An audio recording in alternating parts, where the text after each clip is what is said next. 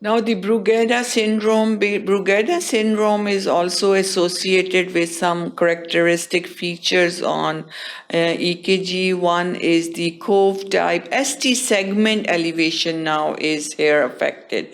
ST, we have QRS complex here, if you see.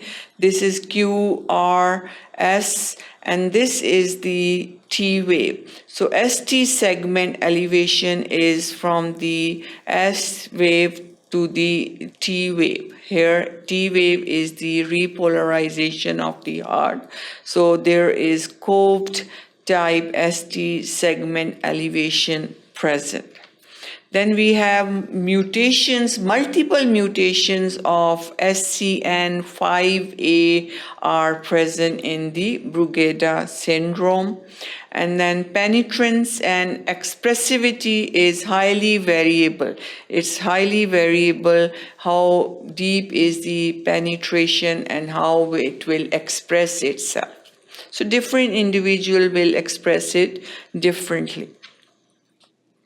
And it can cause increased risk of sudden death is present because of these conduction abnormalities, and it can cause arrhythmias.